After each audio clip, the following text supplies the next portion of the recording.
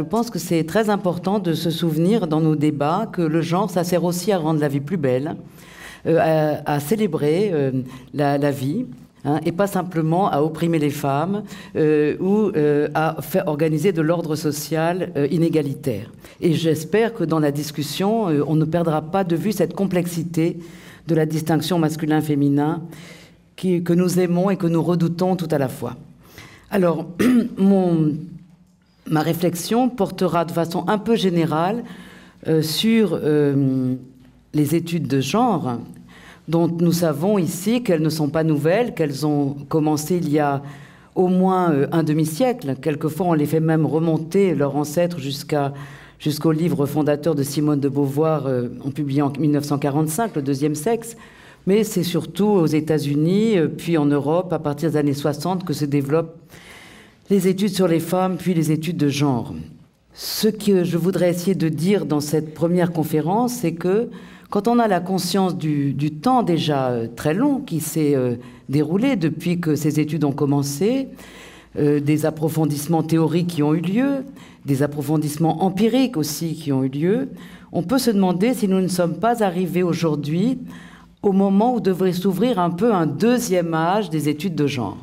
Alors, je le dis parce qu'on est un peu entre nous ici, chercheurs, enseignants, étudiants, hein, et donc on est censé savoir qu'on a déjà tout un acquis derrière nous, mais qu'on a aussi un ensemble de problèmes qui ne sont pas réglés. Et les deux questions sur lesquelles je voudrais réfléchir avec vous en introduction portent sur, finalement, deux caractéristiques de ces études de genre. Tout d'abord, ces études ont démarré dans les sociétés occidentales modernes, dans les démocraties d'Amérique du Nord, d'Europe, du fait que c'est dans ces pays, dans ces sociétés, que l'intérêt pour comprendre les rôles sexués dans la société d'une autre façon allait avec les progrès de la valeur d'égalité de sexe, qui ne s'est affirmée dans les grandes démocraties que dans la deuxième moitié du XXe siècle. Mais aujourd'hui, cet enjeu politique de l'égalité de sexe, d'abord bien sûr d'une meilleure situation pour les femmes, de meilleurs droits pour les femmes, mais en général d'une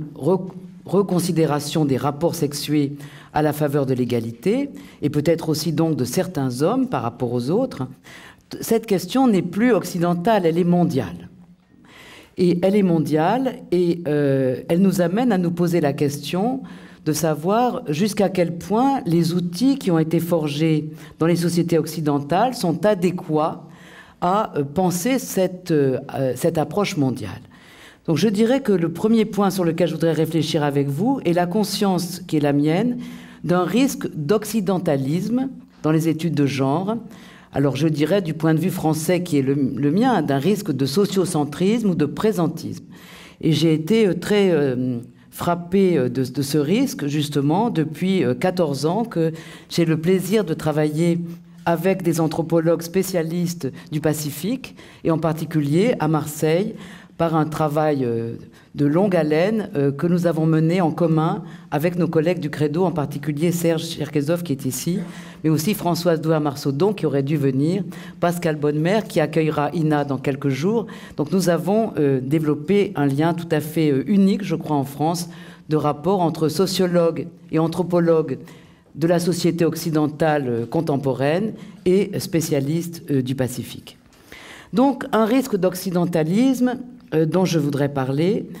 d'une part, et d'autre part, un autre risque peut-être qui tient aussi à une histoire, qui est qu'au début, les études de genre se sont développées un peu à la marge, on va dire, de nos disciplines. Elles ont eu beaucoup de mal à s'imposer. Les cheminements n'ont pas été d'ailleurs les mêmes dans toutes les sociétés. Ils ont été différents dans les sociétés anglo-saxonnes, dans les sociétés francophones. Mais il y a une trace qui reste très forte de cette marginalité, qui est que très souvent, on parle du genre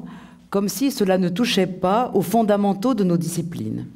Et je crois au contraire que, de même qu'il faut être capable donc, de reconsidérer une certaine origine occidentale pour désoccidentaliser les débats sur le genre, il faudrait être capable de sortir de cette marginalité de départ pour montrer que le genre, la perspective du genre, n'éclaire pas simplement un aspect de la vie sociale, la dimension sexuée si on veut, mais qu'elle éclaire en fait ce que c'est qu'un homme, ce que c'est qu'une femme, ce que c'est qu'une personne, ce que c'est qu'une société. Et donc cet aspect-là devrait être davantage pris en compte. Et donc je vais développer rapidement ces deux questions à partir d'une problématique que j'ai développée en effet dans mon livre « La distinction de sexe », qui est que, nous le savons tous, il y a de grandes controverses autour du genre, qui sont souvent des controverses morales ou politiques, mais derrière lesquelles il y a souvent, sans qu'on s'en aperçoive, une dimension qui est conceptuelle.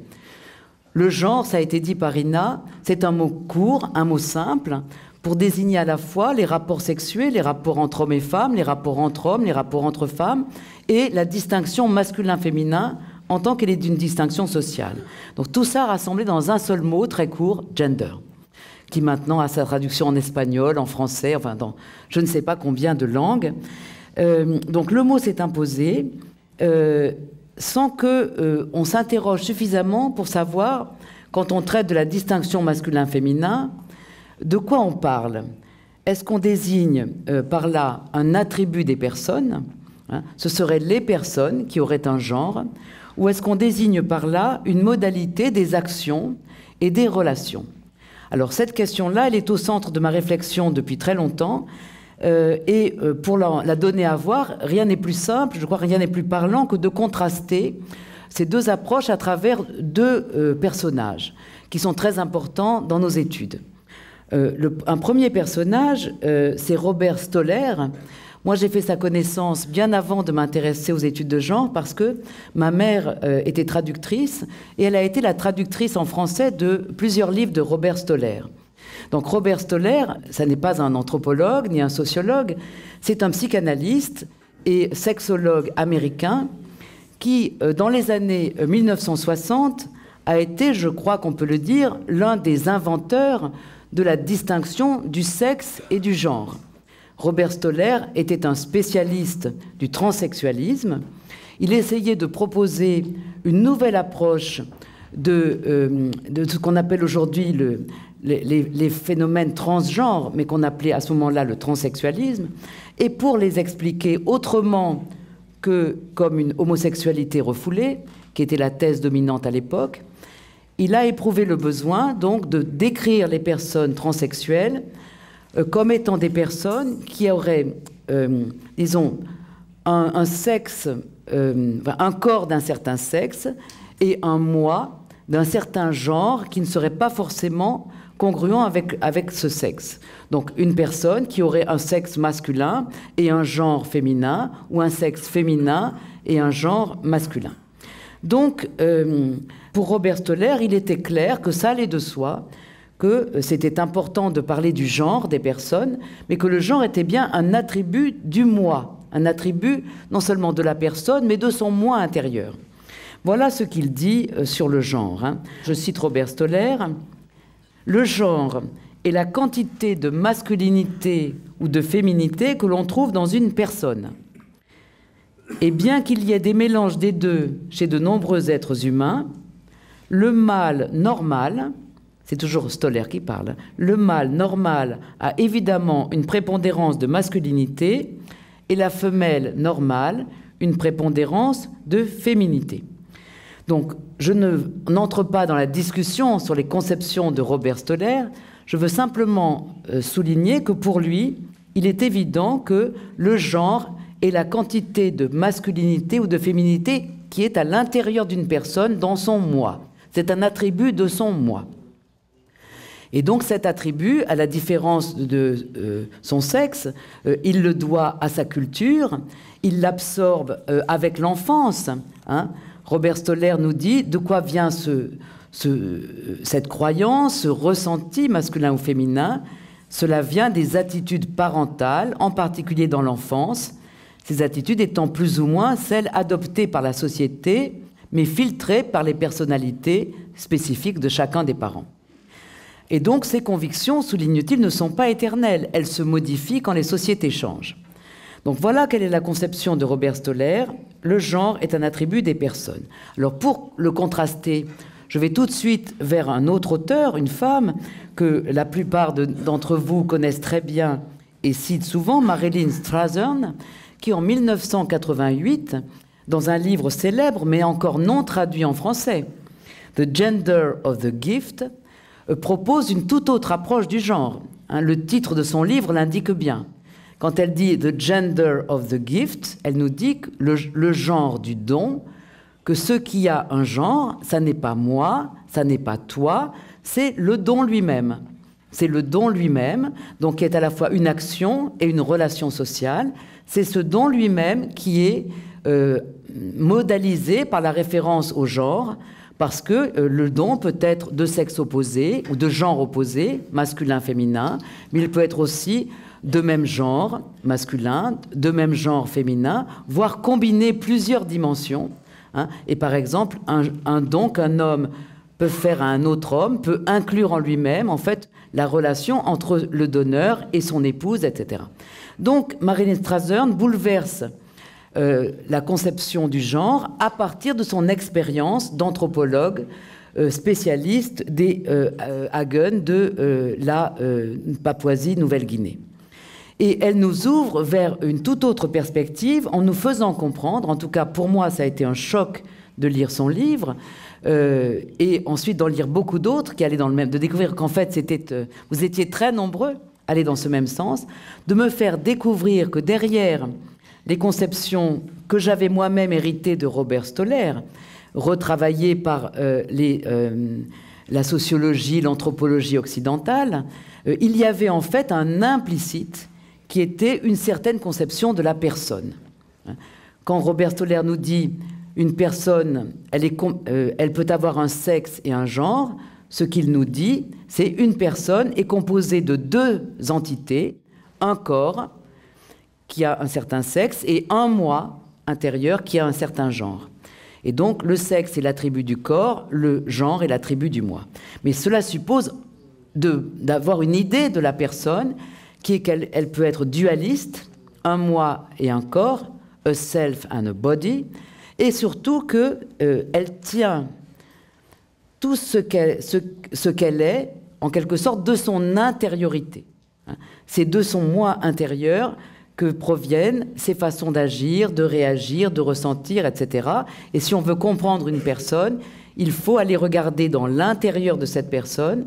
alors que dans la perspective de Marilyn Strathern, qui en fait essaye de nous rendre sensibles, à nous occidentaux qui la lisons, les conceptions des Hagen de Nouvelle-Guinée,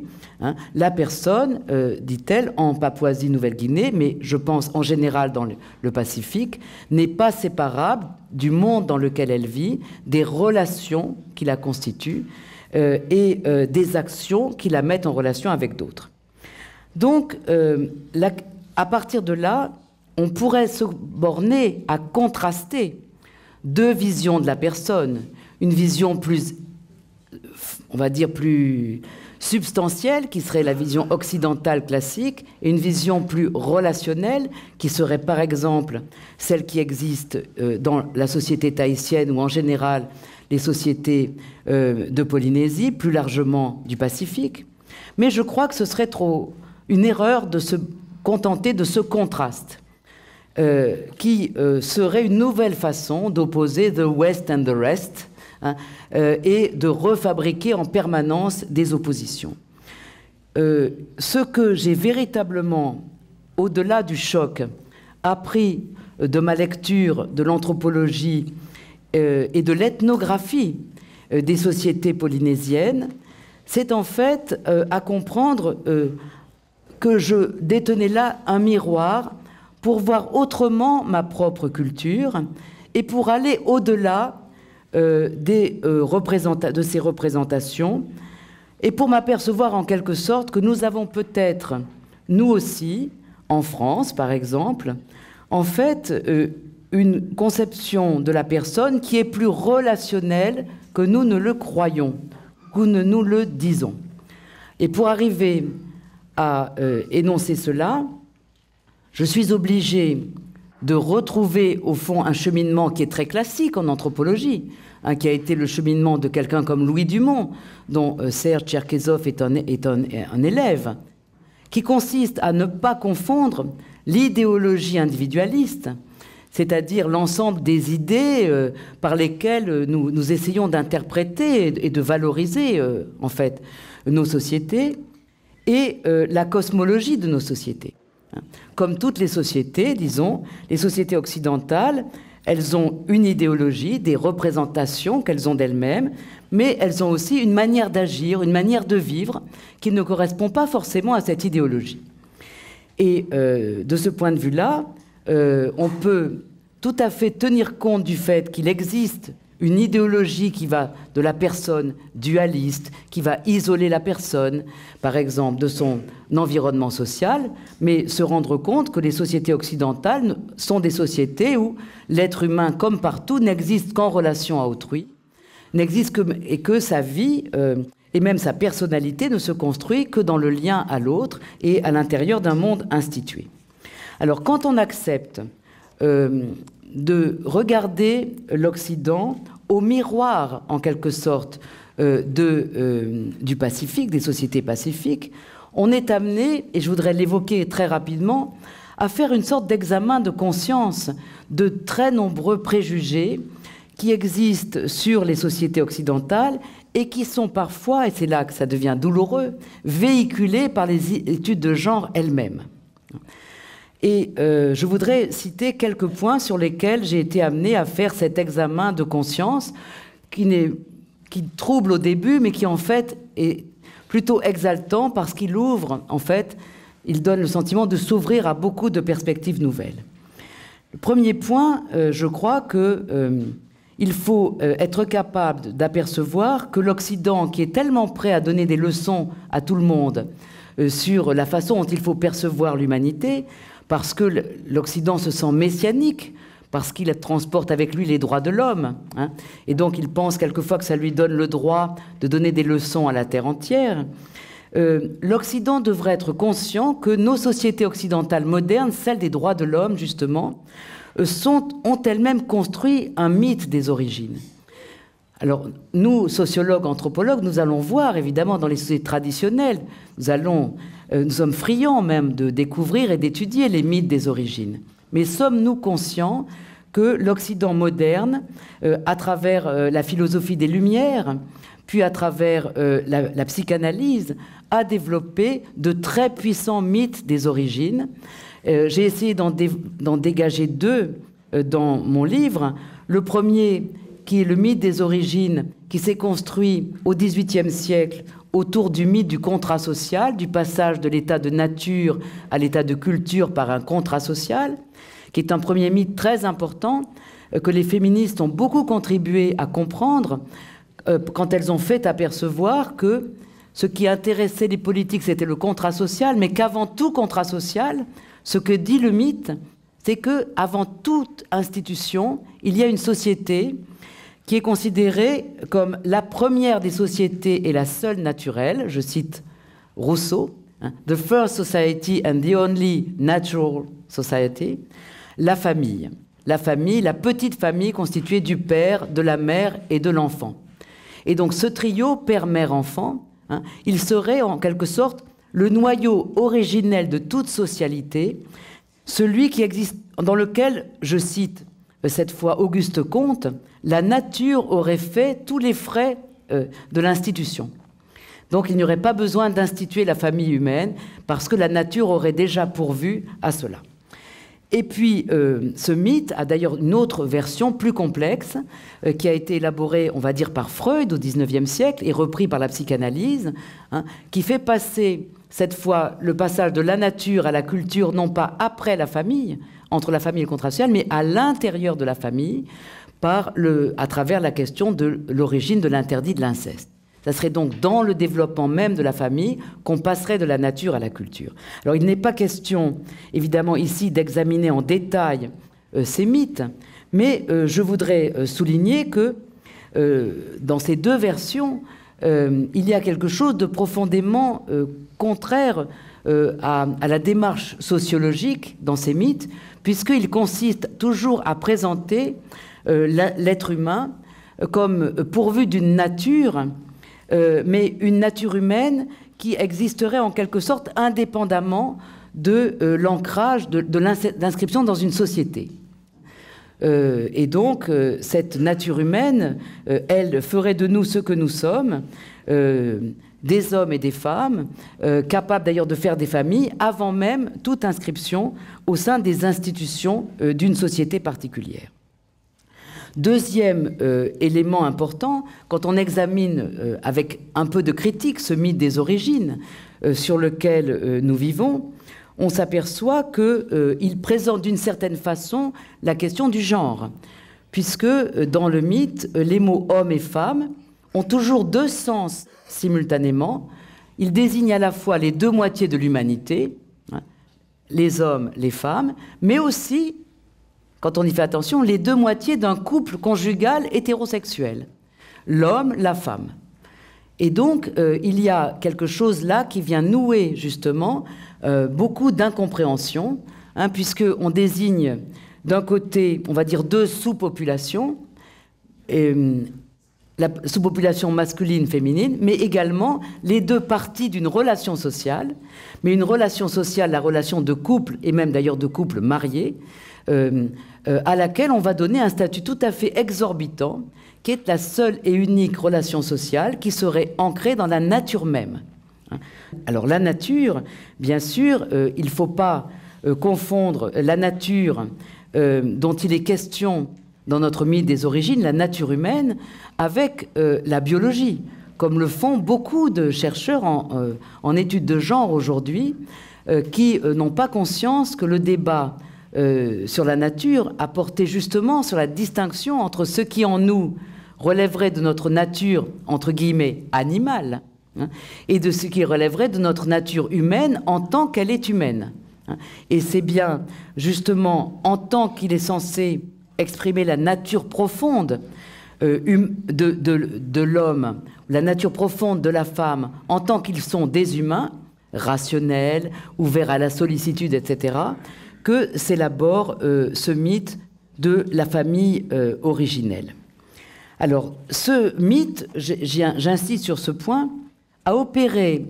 quelque chose dont on n'a pas forcément conscience, mais qu'on aperçoit très nettement quand on met en contraste la société contemporaine avec les sociétés traditionnelles qu'étudient de nombreux anthropologues ici présents, c'est que pour ce mythe, le cœur de la différence des sexes, c'est la sexualité. Ce mythe donne à la sexualité une place tout à fait immense, puisque c'est par la sexualité que se fait le passage de la nature à la culture. Donc c'est une forme de sexualisation dont on doit être tout à fait conscient aujourd'hui, parce que, en tout cas pour moi, ce fut une découverte en vous lisant, d'apercevoir que plus on s'éloigne des sociétés occidentales modernes, plus on aperçoit que la distinction masculin-féminin est très loin de se résumer à la sphère de la parenté ou de la sexualité, mais qu'elle couvre tous les domaines de l'existence. Que ce qui peut être masculin ou féminin, ce sont des manières de marcher, des manières de pêcher, des manières de chasser, des manières de cultiver, et bien sûr de faire la guerre. Toutes les dimensions de la vie sont potentiellement organisées en référence à la distinction masculin-féminin. Ce n'est que dans l'Occident moderne que l'on a tendance à oublier ces dimensions pour croire que tout vient s'enraciner en quelque sorte presque dans l'appareil génital, on aurait presque tendance à dire, et dans la sexualité. Ainsi, dans une exposition que je viens de visiter à Marseille sur masculin-féminin, cette évidence est entièrement reprise à son compte. C'est une exposition sur masculin-féminin dans laquelle, par exemple, on va parler de la sexualité, on va parler de l'homosexualité, on va parler de toutes les questions qui agitent aujourd'hui la France, mais on ne dira pas un mot, par exemple, sur la guerre. Oui. Le fait que masculin-féminin, ça puisse être organisé en référence à la guerre, et que ça a été la guerre qui, pendant longtemps, était un des éléments principaux de référence dans la construction des masculinités, n'existe simplement plus dans une perspective présentiste contemporaine. Je voudrais donner quelques éléments qui me paraissent importants pour prendre distance aujourd'hui par rapport justement à une représentation de la personne et du genre qui serait trop étroitement occidentale et moderne. Je crois que la première leçon que je pense qu'on doit tirer et qui nous ramène aussi aux fondamentaux de l'anthropologie, c'est que une expérience que les anthropologues, les ethnologues de terrain font toujours, mais que des sociologues ne font pas, ou les historiens font moins, c'est que quand un anthropologue, un ethnologue étudie une société traditionnelle, il n'aurait pas l'idée de dire comment peut-on être samoan, hein, au sens où des lettres persanes de Montesquieu, hein, comment peut-on être persan. Mais il existe, il ne faut pas le cacher, dans les études de genre, une certaine tentation, je dirais, du comment peut-on être persan, consistant à ne voir la distinction masculin-féminin traditionnelle que comme une façon, en fait, que comme un outil diabolique qui aurait été utilisé par les hommes pour dominer les femmes. Et donc, il y a je pense, une leçon à retenir de vos études qui peuvent porter sur le présent ou sur le passé, sur l'histoire, et que les historiens d'ailleurs de l'Occident nous apprennent de plus en plus, c'est que plus on comprend, plus on approfondit les études de genre, plus on comprend que dans les sociétés traditionnelles, la distinction masculin-féminin ne peut pas être réduite à une façon de propager, comme aurait dit Durkheim, l'erreur et le mensonge. Vous savez que c'est Durkheim avait fait cette critique au début de son livre sur la religion, hein, quand il essayait de se mettre à distance de pseudo-savants pour lesquels défendre la raison ou la science supposait de combattre la religion. Et Durkheim répondait à cette objection au début des formes élémentaires de la vie religieuse en disant « Mais toutes les sociétés humaines ont été constituées sur la religion. Est-ce que vous imaginez qu'un sociologue sérieux peut arriver et dire « Depuis que le monde est monde, l'humanité a vécu sur l'erreur et le mensonge ?» Donc plutôt que de s'engager dans cette fausse voie, Durkheim incite en fait à voir autrement l'opposition entre raison et religion et à penser la religion comme un autre régime de rationalité et non pas comme une superstition opposée à la raison. Eh bien, je pense qu'on devrait entendre cette leçon et également être capable aujourd'hui dans les études de genre de dire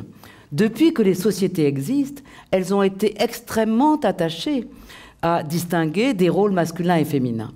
Elles ne l'ont pas simplement fait, elles l'ont valorisé. Elles y ont mis le cœur de leur culture. Alors ça ne veut pas dire que nous ne devions pas prendre de distance, puisque nous sommes tout à fait conscients que cette façon de distinguer les sexes a été organisée sur un principe hiérarchique. Donc nous pouvons prendre distance avec ce principe hiérarchique, tout en restant capables de comprendre qu'à travers cela, cette organisation des relations sexuées, les sociétés traditionnelles ont quelque chose à nous dire. Qu'est-ce qu'elles ont à nous dire? Eh bien, ce qu'elles ont à nous dire, à mon avis, on l'aperçoit non pas en cherchant une grande théorie, mais par l'observation. Ce qu'elles ont à nous dire, c'est que la vie en commun des deux sexes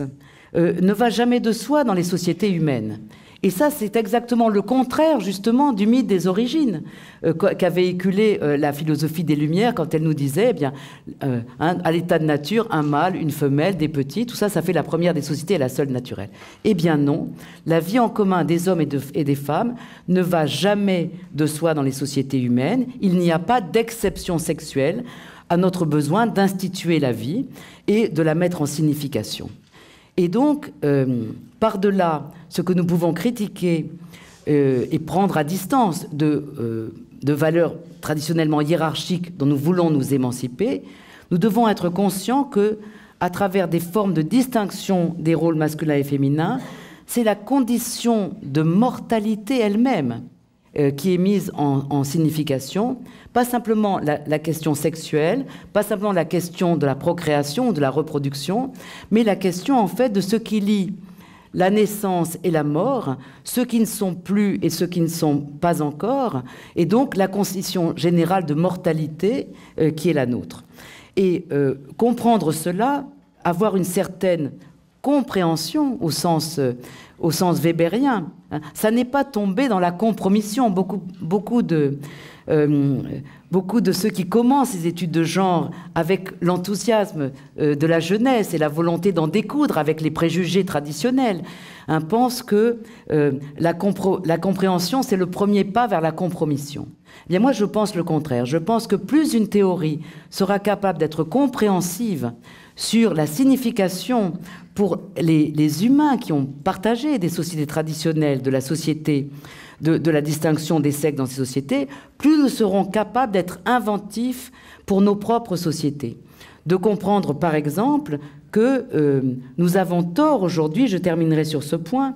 de croire que si nous métamorphosons les institutions de la distinction de sexe, si nous métamorphosons la parenté, le lien de couple, le lien de filiation, l'organisation du permis et de l'interdit sexuel, nous irions inéluctablement vers la disparition des sexes.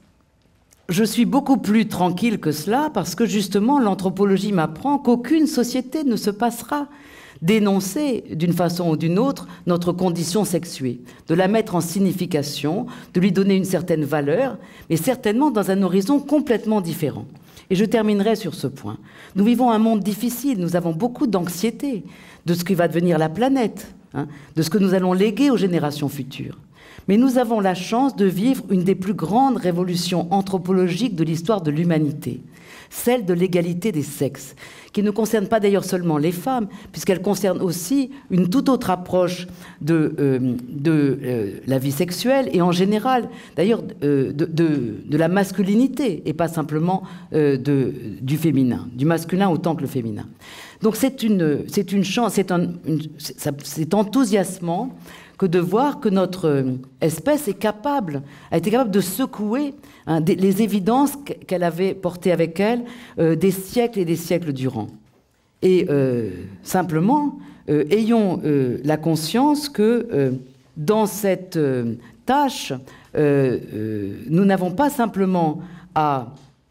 énoncer une critique peut-être du poids des préjugés ou du poids des passés, nous avons la responsabilité d'inventer de nouvelles institutions. Et c'est cette responsabilité qui lie d'une certaine façon les chercheurs que nous sommes et qui sont un peu en dehors par leur travail des enjeux politiques avec les politiques et qui ont la charge justement d'énoncer ces nouvelles institutions. Le chercheur en études de genre ou la chercheuse en études de genre n'oublie jamais qu'elle est un citoyen, une citoyenne. Merci.